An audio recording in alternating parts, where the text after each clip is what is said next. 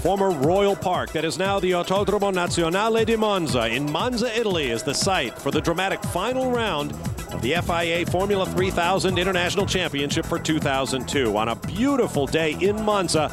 Welcome, everyone. I'm Bob Varsha, along with David Hobbs. One race left to decide the championship among three drivers: Sébastien Bourdais, Thomas Enge, and Giorgio Pantano. And really, you couldn't find a better place to decide the championship than this racetrack that is one of the oldest operating racing circuits in the world.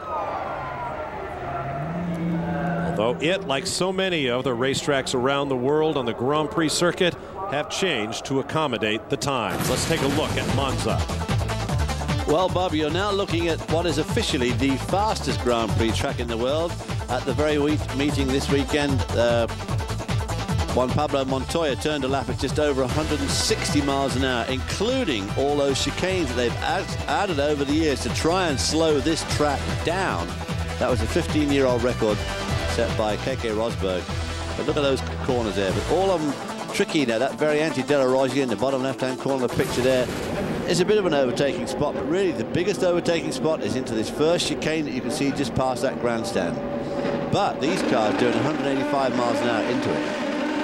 Not to put a damper on things, but the Grand Prix machines that race on weekends with the FIA Formula 3000 Championship are approximately 17 seconds quicker around the racetrack. But as David Hobbs has pointed out several times this year, just goes to show you don't need great speed to provide great racing. We've seen a few beauties here in our initial season of Formula 3000 here on Speed Channel. With that, as the field rolls off, let's take a look at the starting grid for the final round of the season. And in a shock, on the pole for the first time this year, the young Swede Bjorn Wertheim next to Italian Giorgio Pantana. On row 2, Thomas Enge in the middle of that title fight, and the Vietnamese-Australian driver Rob Nguyen there as well.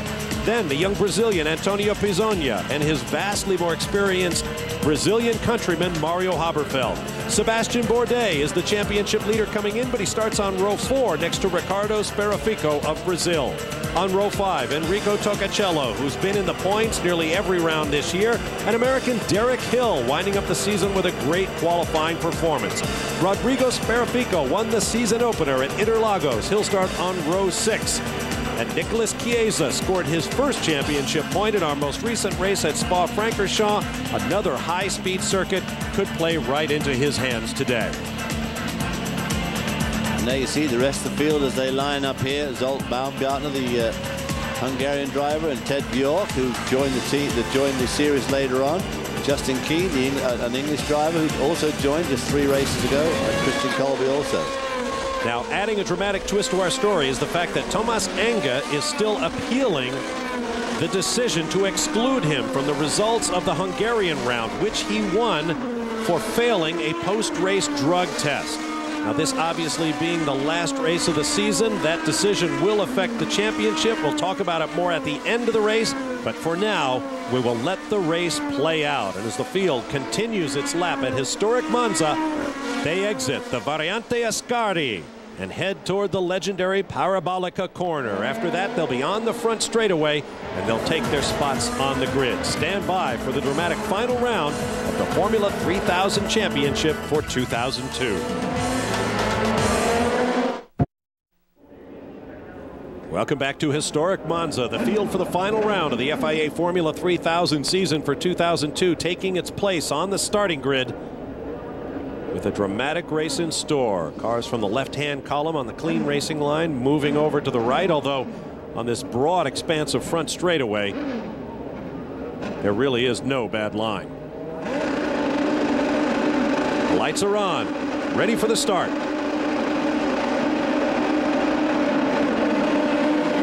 And the field moves as one. Wertheim moving over there on Giorgio Pantana, but he couldn't move over in front of him. They're absolutely side by side as they go down to the first chicane. Wertheim just takes the lead. Pizzonia around the outside of Nguyen, who gets hit by his teammate Mario Haberfeld. And a whole bunch of people straight line in the chicane. So very disappointed for Rob Nguyen there. Gets nailed by his teammate Haberfeld from behind as the cars stream through the Curva Grande. very fast right-hander, leading down to the Della Roggia, which is the second of the chicanes. Verdheim still leads. Verdheim and Pantano. Pantano Italian. He will definitely have the support of the big crowd here at Monza. And still cars bounding over the curbs at the various chicanes. Chaotic start to this race. It usually is pretty chaotic at the start of the Monza races, because by the time you get to that first chicane, you're up to almost top speed, and it's very, very tight. Too tight, in my opinion. Verdheim leading the race. I believe it's the first time Bjorn Verdheim from Sweden has been in a race lead this year. From Giorgio Pantano, Enrico Toccacello, another Italian, and Pantano's teammate, then Antonio Pizzogna, Thomas Enga, Riccardo Sperafico. And Sebastian Bourdais, who's lost ground there at the start of this race. Not what he needs, as he's trying to duke this out for the championship in this, the last and final round of the championship. The last thing he needs to be back is stuck in the middle of this pack. Into the Parabolica they go.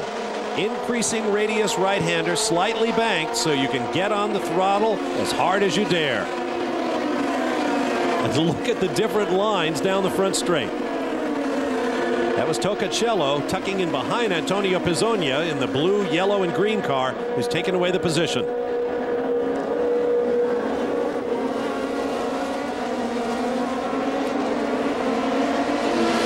Cars arrive at this corner at tremendous speed.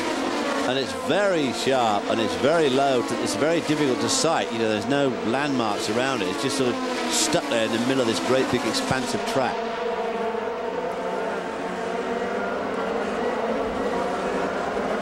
It's like the two Supernova teammates running very close together. Here's another look at the start. Verdheim to the right, Pantano to the left. There's Rob Nguyen just behind them, and behind them is Sperafico. Rob Nguyen in third.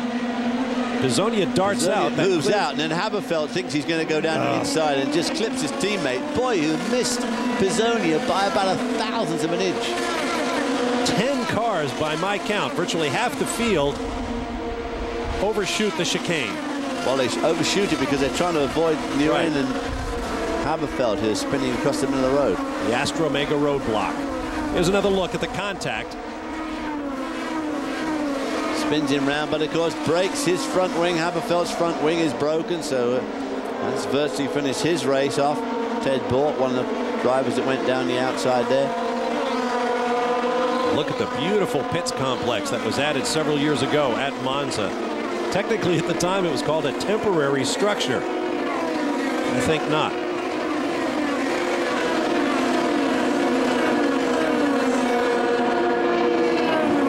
Approaching turn one. Oh, Riccardo Sperafico locks up the left front as he outbrakes Thomas Enga for 5th. Boy, and he made it stick too, in spite of all that locking up going in there. So that was a pretty good move. Through the Curva Grande again. Another corner where you can get on the gas and hang on. Of course, it used to be an absolutely awesome corner when there was no first chicane. You had that long, long pit straight, and you arrived at the Curva Grande, and you were already doing about 190. Ooh. Bit of blocking going on there. That didn't look too gentlemanly to me.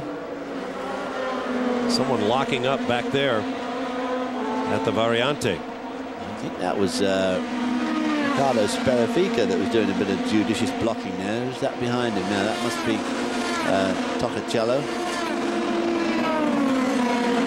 I mean Thomas Enga, of course. There's Toccacello right in front of him. Right, that's Sperafico, Enga. And Derek Hill in the first of the Durango cars, followed by Ricardo Mauricio in one of the Red Bull cars. Here's another look at Sperafico. Just streaming tire smoke. Boy, that's got a flat spotted that left front pretty badly, I'd have thought. But that was a long lockup. Bit of a gap opening up between Pizzogna and Toccacello.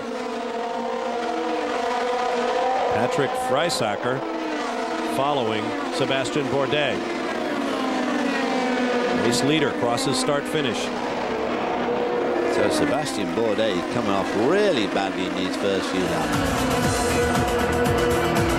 Pantano, the best placed of the championship contenders. He runs in second. We'll be right back.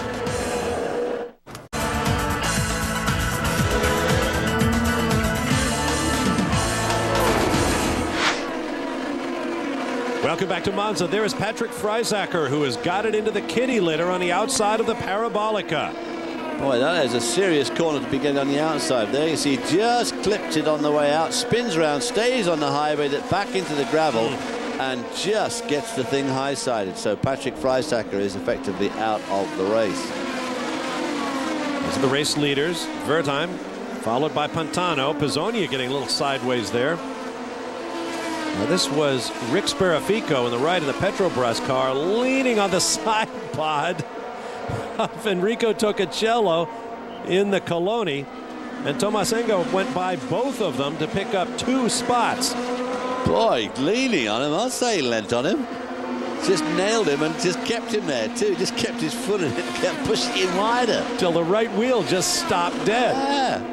And of course Enga took the advantage and whistled by both of them. Gap growing between 3rd place Pizzonia and 4th place Enga. Toccacello now has been pushed back to 9th, so he's not a happy camper with that little episode at all. So there you see the front 4. Thomas Enga now moved up to 4th. Toccacello was 4th, now 9th. Big loser in that little sort of contretemps there. You see Freisacker's car being pulled away as the field sweeps onto the front straightaway. So many great races over the years here at Monza. Formula One cars, sports cars, motorcycles, you name it. Of course, this was the site of the Race of Two Worlds back in the early 50s, when the stars of the USAC Indianapolis 500 came over to race the Formula One stars on a track that included the banking. I was going to say that included the banking, which is actually just to the right of the picture there where that first chicane is. And in fact, I raced on the combined circuit with the banking and the road course. Really worth a visit. This is Justin Keane, the young Englishman in the European Minardi. If you'd like to see that Monza banking in action, pick up a copy of that great Formula One movie, Grand Prix, by John Frankenheimer, who just passed away this year. Starring James Garner and a host of others you'll recognize. Yves Montand. It's a good movie. It's a great movie. Eva Marie Saint. Boy, this is a tough battle at the front here. Pantano right behind Wertheim. Wertheim having the race of the year so far for him. His best qualifying position by far on the pole. And racing with a lot of poise. He managed to keep Pantano behind him. Wertheim got the year off to a great start in Brazil. Had a great run in Brazil. Qualified 5th, stalled, went to the back, and came back to finish in the points. And then his high point came when he finished 2nd to his teammate Thomas Enga, giving the Arden International team their first victory and first 1-2 sweep in Austria. Antonio Pizzonia losing out a little bit to the 2 leading cars.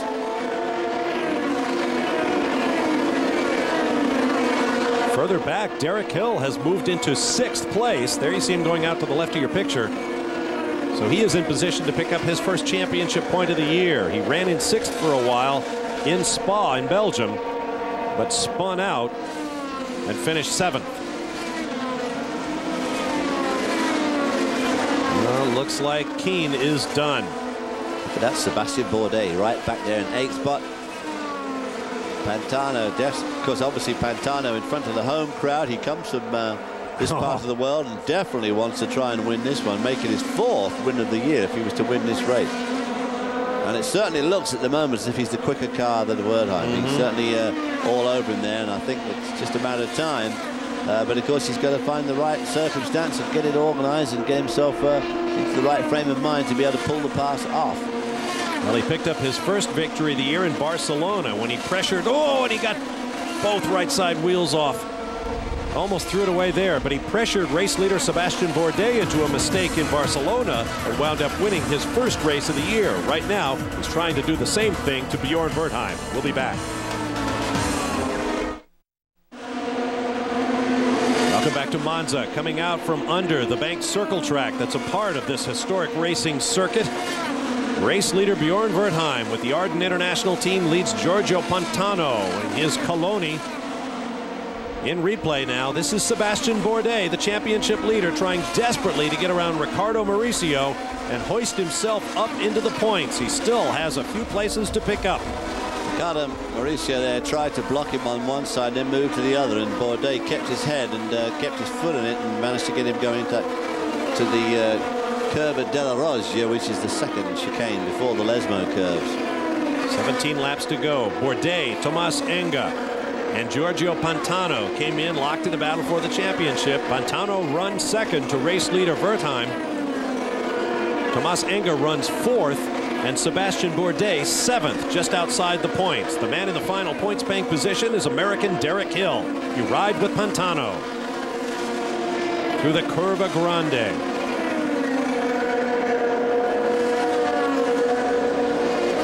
Curve at De La Roggia, over the curb, both sides, down to the Lesmos. The Lesmo, of course, the guardrail used to be right where that white line is in the old days. And I remember doing the 1968 race there in the Honda. I was racing with Chris Amon, who suddenly disappeared right over the guardrail into the trees, and he hadn't got a mark on him. Not a mark. It was unbelievable. He just disappeared right into the trees. In those desperate days when drivers were being hurt, if not killed, all the time, Amon finished a career without a scratch, as I recall. Not one single broken bone, ever. Which is why I don't race vintage cars now. This is Christian Colby in the European minority. He and Justin Keane joined this team very late in the season, and his learning curve remains steep here at Monza. Obviously, Minardi would like to do well here as well, being an Italian team. Albeit run by an Australian. Owned by an Australian. There you see him looping it. Going over the chicane, getting it out, jumping over the curb. Minardi shops located not far away in the town of Faenza. Bjorn Wertheim doing a great job. Qualified on pole for this season finale. And he has not put a wheel wrong despite all the pressure from this man, Giorgio Pantano. Off to the Curva Grande. This is the corner you talked about, arriving at a $190 or so. Yeah, and that guardrail on the inside wasn't there to start with, but all those trees were. Yes, it was a sight to warm the cockles of your heart when you came rollicking into there at about 190 in the old GT40, and there were those trees. Woo! Big lock up there from Enrico Toccocello, trying to take back a place from Patrick Freisacker, or even Ricardo Mauricio. I'll give us 12 more races, Sunshine, and we'll get them all down. We'll get them all down, yeah. Flashing under the old oval track. Now, don't forget, this race takes place after qualifying. Qualifying runs from 1 to 2 in the afternoon, so these guys start their race at about 2:30, 3 o'clock. So the sun's starting to get pretty low now. After Formula One qualifying, that is. Sorry, they have to start the race after their own qualifying. Formula One qualifying, exactly, yeah. During which, of course, Juan Pablo Montoya cranked the old BMW Williams around here a cool 161 miles an hour, including those 2 very slow chicanes and a couple of other slowish corners. So incredible. Oh, unbelievable. Every time they do something to slow them down, they just go faster. Part of the fun. Pantano, fast lap. Pantano desperately trying to win this race in front of his home crowd. Ricardo Sperafico from the Petrobras team. Now, this is a penalty. This is a violation. Unjustifiable risk, we're being told. Drive-through penalty for pushing Toccocello. Remember, we saw him lean the right front up against the side pod and just snowplow him towards the gravel trap. So that will cost the Brazilian, whose twin brother is also in this race, Rodrigo Sperafico. Out of the Lesmos. There you see coming up, you'll see the overpass, which is the old day. Here it comes here. This is the old racetrack. Crossing over there, the bank track. We would use the start-finish straightaway that we're using today as the front stretch of the bank track. See if we can get a look at some of the banking. It is ghostly looking now, made of concrete, mossy and overgrown right now. This is one of the reasons why the front straight's so wide, of course, because it had to suffice for two laps. Both the long road course and for the oval track. Jimmy Bryan won the race of two worlds on both occasions, if I'm not mistaken. Of course, my favorite story from that event back in the early 50s was they decided A.J. Foyt was too young to take part in this international event, so they had to find a relief driver. They came up with one, Juan Manuel Fangio. I tell you, you're an absolute walking encyclopedia, bud. Bjorn Wertheim continues to lead Giorgio Pantano. There is Derek Hill, who is now up to 5th place, leading Sebastian Bourdais.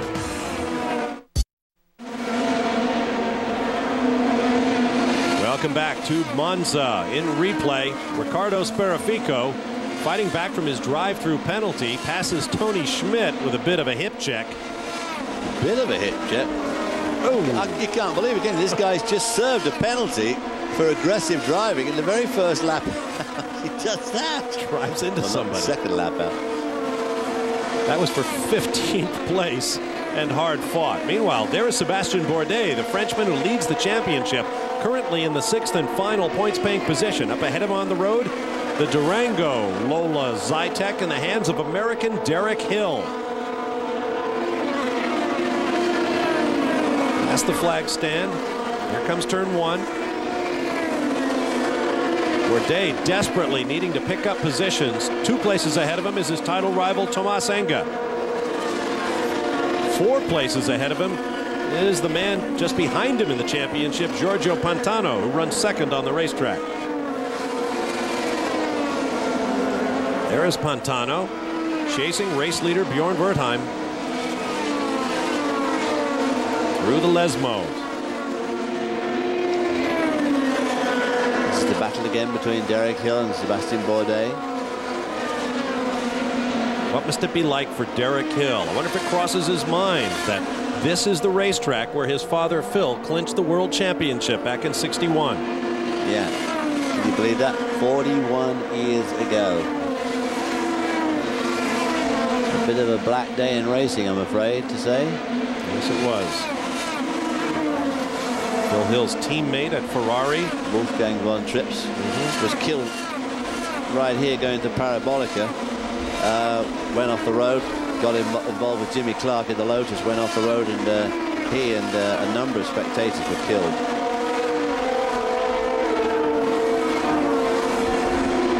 It was here at Monza that America's other world champion, Mario Andretti, clinched his title, and ironically enough, also on another dark day for his motorsports. That was the day of the big crash that eventually took the life of Mario's teammate, Ronnie Peterson. Good look at Thomas Enga, racing with a cloud over his head. Now this is Bourdais, who has gotten around. There's Derek Hill to the right. It's for 5th place. Well, he came off the Parabolica better. He used the draft and slipstreamed well and pulled out of Derek Hill's slipstream just they got down to that first chicane, which is now called the Rettifilo Tribune, and executed the pass and managed to make it stick. Tribune means grandstand, and there is a big one just outside that corner, right up against the old banking. Thomas Enga up to 4th, now harrying Antonio Pizzoni. This is for the lead. Bjorn Wertheim is now drawing away from Giorgio Pantano. Hard to overstate the quality of the performance for Bjorn Wertheim. Here's a replay from on board Sebastian Bourdais' Supernova Lola as he goes by Hill for 5th. Perfectly executed slipstream pass.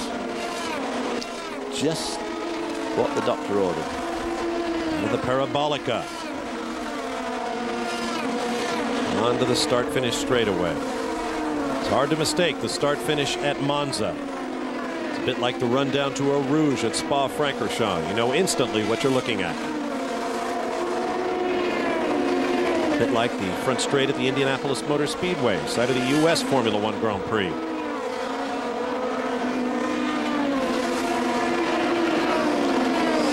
Into the Curva Grande again.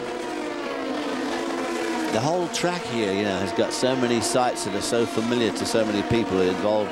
They keep changing the track and making more runoff area and this sort of thing, but still in all, the basic essence of the track remains the same. And you can tell immediately when you look at the Lesmos or the Varianti, Ascari or Parabolica, or that front straight, very, very familiar with that great big signboard to the left, the big scoreboard and the grandstands.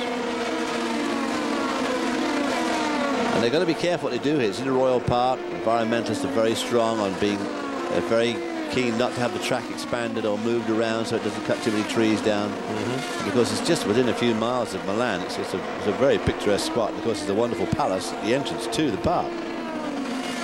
Great area, definitely worth a visit. Just behind the front stretch pit area and the media center atop it, there's a beautiful set of shops selling all sorts of wonderful racing-oriented merchandise. And that's Derek Hill chopping the chicane as he deals with Sebastian Bourdais, obviously not able to do it. Here comes Antonio Pizzonia, who has got mirrors full of Thomas Enge, a title contender who definitely wants to pick up a few more points. We'll take a break and be back to Monza in a moment.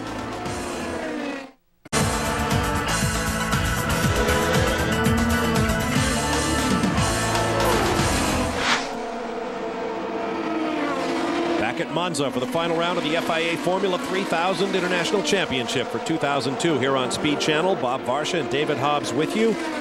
Right now we're on videotape. In the future, in 2003 specifically, we hope to come to you live or same day with each round of the Formula 3000 Championship, the stepping stone to Formula One. Underneath the old banked oval track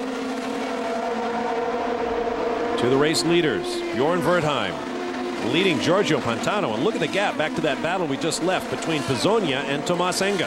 Pizzonia was right with this leading duo earlier on, so he's obviously got some sort of a problem which is allowing Thomas Enge to be very aggressive with him, but Thomas Enge is finding it difficult to make it stick as they go into the Parabolica. Very close together. Enge had a couple of bites of the cherry there, looking through the slipstream a couple of times but couldn't make it work. And in fact, off the Parabolica, Pizzonia is still just a little bit quicker. But Pizzonia must have some sort of minor problem, whether it's in the handling or the engine side, we're not quite sure. But he was right with those leaders, but they pulled away quite a bit now. And he has dropped back into the clutches of Enge, who's dropped back here a little bit to have a bit of a regroup and a rethink. 19 laps complete, 7 to go.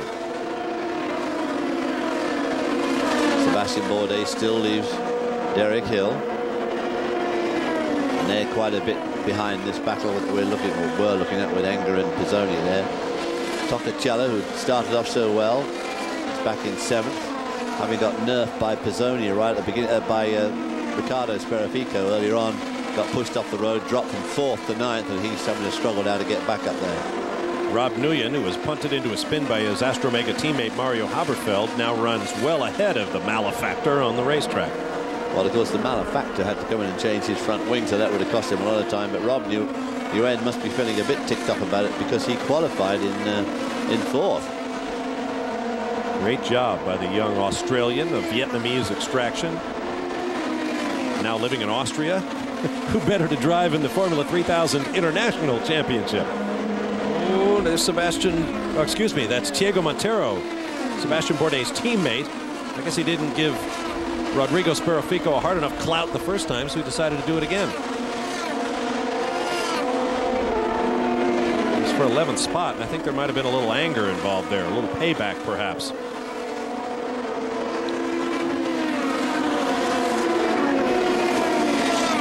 If the camera follows these cars into turn 1, watch the upper right hand of your screen. You should be able to see some of the edge of the old banking. There it is. Looks like a highway guardrail.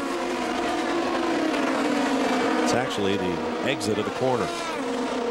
Looking back from Antonio Pizzonia's 3rd place car at Thomas Enge in 4th. It's going to the Curva Grandi, coming down to the Della Roggia curves. Just the other side of that wall is the street. Here goes Enge down the inside. No, can't make that one stick either. Coming back from too far back.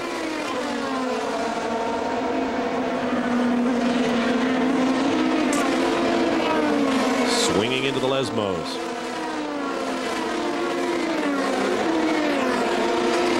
Great couple of corners there.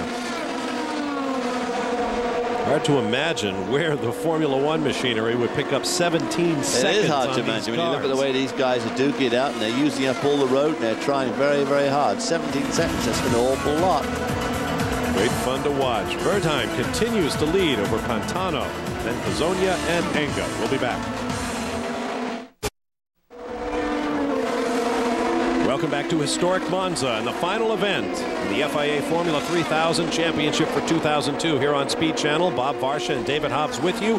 This is the battle for third. Antonio Pizzonia in the red, yellow, and blue Petrobras Junior team car trying to hold off Tomas Enga, one of 3 drivers in the hunt for the season-long championship.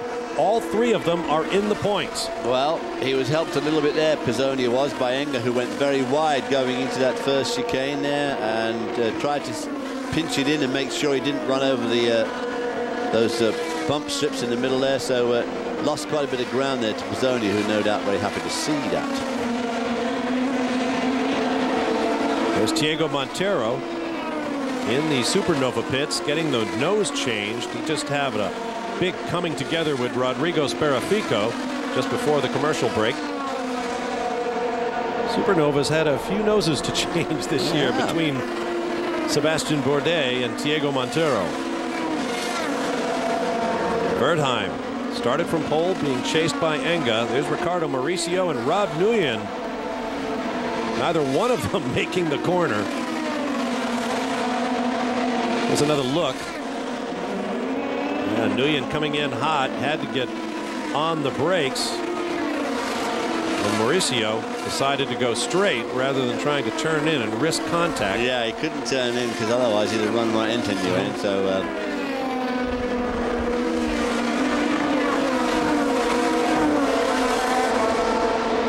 time pulling away just a little bit. The question is, of course, did he gain an advantage by going across the grass? But that would be one of those things the stewards, I would have thought, would have looked at that and said, well, he pretty well had to go across the grass. Right.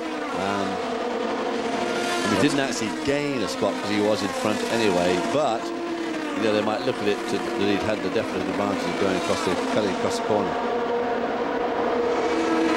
High view of the Rogia corner. Well, that's a fast entry and an even faster exit.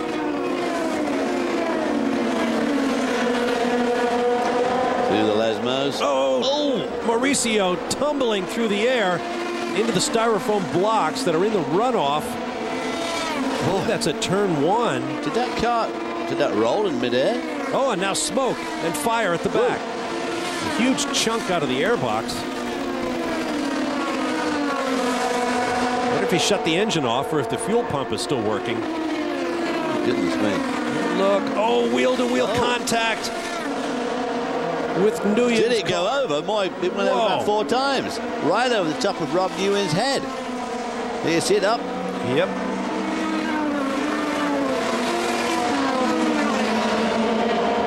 Three complete rotations. Boy. The wheels just touch. Gets there. Oh, tried to stop. And that rubber just grips like Velcro and whistles that car up into the air. Just look at it. The wheels on these cars are tethered twice, like their big brothers from the Formula One series, and you saw none of them left that car. And there's the safety car out. Well, they've decided to deploy that while they remove the wreckage, which is just down the road there, but it's right in line of fire, of course, as they come into the first chicane, so they need to lift that car out of the way. There is Ricardo Mauricio. Now, elsewhere on the track, this is Derek Hill in blue getting together with Enrico Toccacello in the Rogia corner, fighting over 6th place. This looks like a bit of a lost cause. Obviously, Derek Hill's suspension there looks like it's been deranged pretty badly, as does Toccacello's rear, doesn't it? Yep. So Toccacello's miserable day comes to an end. Things didn't work out well for him either in front of his home crowd. No doubt would like to have done well here at Monza. There's Mauricio's wreckage being that lifted is away. Severe wreckage. The Such the safety of these modern cars, you know, the cockpit, the safety cell there is so amazing. These cars can do that sort of. Can you imagine 20 years ago, a car doing that. I mean, you're lucky to have got away with any damage at all. Would have been a miracle. Another look. Rob Nguyen was lucky he didn't get away with a knock on the head there. It could have easily come down on him on that final settling. Car did its job, dissipating energy, keeping the large pieces together, and above all, protecting the driver. Ooh, that was quite a considerable fire. Quite a fire. That would tend to focus your attention a bit. But it appears that everyone's all right after a dramatic lap. Just 3 to go here at Monza. Stay with us. Welcome back, and another dramatic twist in the FIA Formula 3000 Championship. Series leader Sebastian Bourdais is walking in from an apparent mechanical failure on his Supernova. No sign of any incident. We've seen no video whatever of what might have happened to Sebastian Bourdais. Now here's Derek Hill coming into the pits.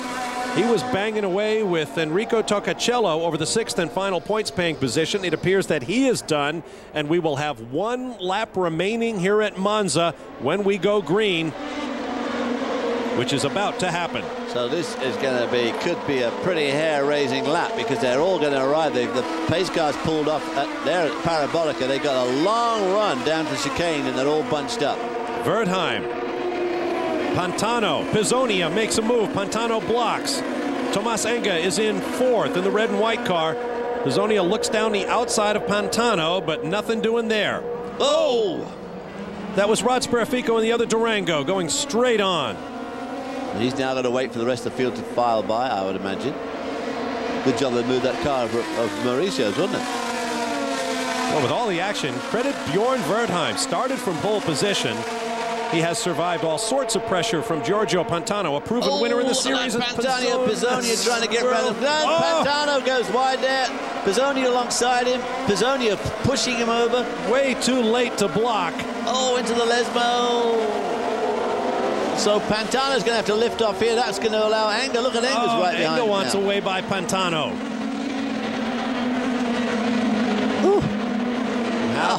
Pantano been lead second in this race for the entire time, and Pizzonia takes this away from him on the last lap. Half a lap to go. Meanwhile, Wertheim just serenely going on. Well, that's what I was talking about. He survived all kinds of pressure. A yellow flag that bunched the field. Oh, Pantano's off and back on. Still ahead of Enga.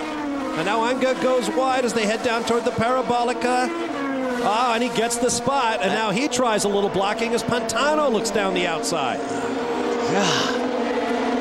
In the Parabolica, here comes the race leader, Wertheim, well on his way to his first career victory in the FIA Formula 3000 Championship. Pizzonia there, and then Enga just beat Pantano to the line. Oh my God, Wertheim slowed up there right in the middle of pit lane, then he got himself rear-ended at 160 miles an hour.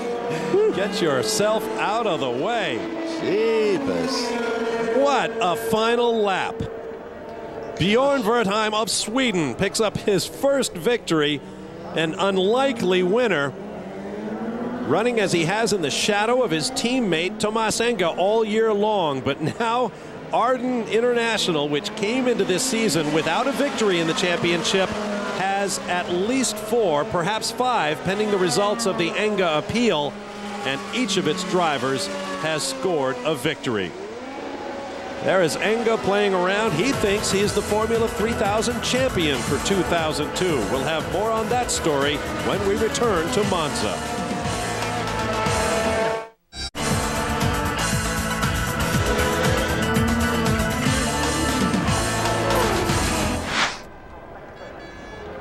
Back at Monza, there is Bjorn Wertheim, who won this race from pole position to pick up his first victory, and a dominant one, in the final race of the FIA Formula 3000 Championship for 2002. A dramatic race full of twists and turns, and we haven't even begun talking about the season championship yet. There is Sebastian Bourdais, the Supernova driver, being given a ride back to the pits. His car failed on course. He did not score in this race. The man giving him the lift back is Tomas Enga, who feels he is the 2002 series champion. And that is where our story begins. Enga won the round in Hungary 2 races ago, but then failed a post-race drug test, allegedly for marijuana residue. And as a result, he was excluded and then appealed that decision.